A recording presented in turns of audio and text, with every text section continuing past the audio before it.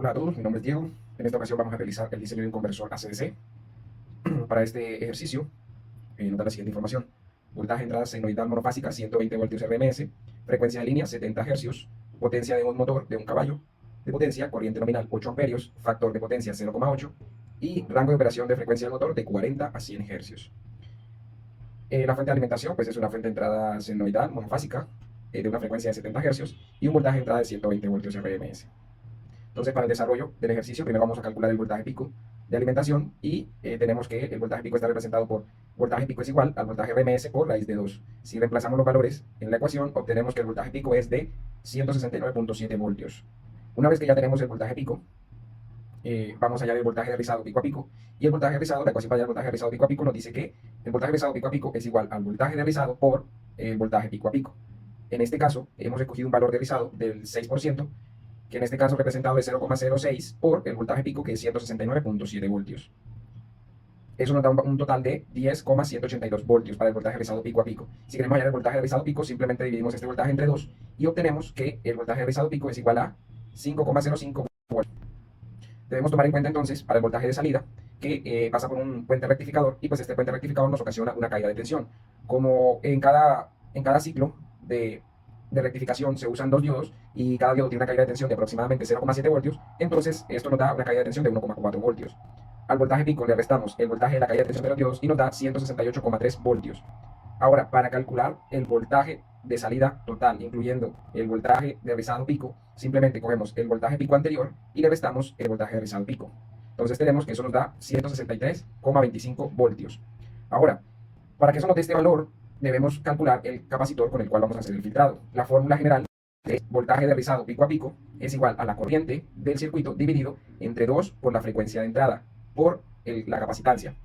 Como lo que queremos hallar es el valor del capacitor, reorganizamos la ecuación y nos queda que la corriente de carga sobre 2 veces la frecuencia de entrada por voltaje de rizado pico a pico. Reemplazamos los términos y obtenemos que nos da 0,0056 faradios. Como en este caso necesitamos un valor en microfaradios, que es lo que se maneja en el mercado, entonces hacemos la conversión utilizando la forma convencional de convertir unidades. Entonces multiplicamos, en este caso 0,0056 faradios por 1000 microfaradios, que equivale a un faradio, nos da 5,6 microfaradios, milifaradios. Y si estos milifaradios lo multiplicamos por 1000 microfaradios, que equivale a un milifaradio, entonces nos da 5600 microfaradios. Ahora, para poder nosotros realizar el proceso de simulación en software como Proteus, tenemos que calcular la carga más o menos que nos genera, en este caso, el motor. Entonces, para calcular la carga, si la ley de Ohm, que nos dice que resistencia es igual al voltaje de entrada, el voltaje de salida sobre la corriente del motor. El voltaje de salida nos queda en 163,20 dividido entre 8 y eso nos da 20,4 ohm. Ahora pasaremos a validar esta información en el simulador. Una vez que estamos aquí en el simulador, entonces podemos evidenciar varios componentes que tenemos ya puestos en el simulador. Y para iniciar tenemos una fuente de alimentación AC. Validamos su configuración y tenemos configurado el voltaje pico y tenemos configurada la frecuencia. Tenemos un voltímetro que nos va a indicar el voltaje RMS de salida de la fuente. Luego tenemos el puente rectificador, en este caso a 15 amperios. Otro voltímetro, en este caso en DC, para validar la salida del voltaje después del puente rectificador. Un amperímetro, que el amperímetro pues, nos va a marcar la carga por los amperios que nos está generando la carga, y otro voltímetro a la salida. Tenemos también 3 señales para nuestro analizador análogo y 3 señales para nuestro, en este caso, osciloscopio. Iniciamos el simulador y podemos observar que tenemos voltaje RMS de 120 voltios, voltaje después del puente rectificador de 164 voltios y el voltaje el amperaje de carga, que oscila entre 7, algo y 8, pues esto debido a la caída de tensión que se ocasiona por la carga y descarga del capacitor.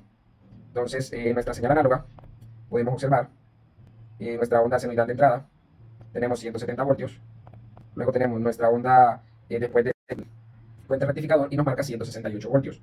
¿Okay? La salida pues es similar a la de después del puente rectificador, ya que el simulador no toma una caída de voltaje, una compensación de voltaje por el capacitor, solamente el tiempo de carga y descarga. Y con esto concluimos que los cálculos realizados son correctos. Ahora, si queremos revisar el osciloscopio, aquí tenemos las señales del osciloscopio y podemos observar que tenemos voltaje de entrada amarillo, voltaje después del puente rectificador y la salida en azul y rojo, mostrándonos pues, la caída de tensión del puente rectificador y el comportamiento de carga y descarga del capacitor. Eso ha sido todo, muchas gracias.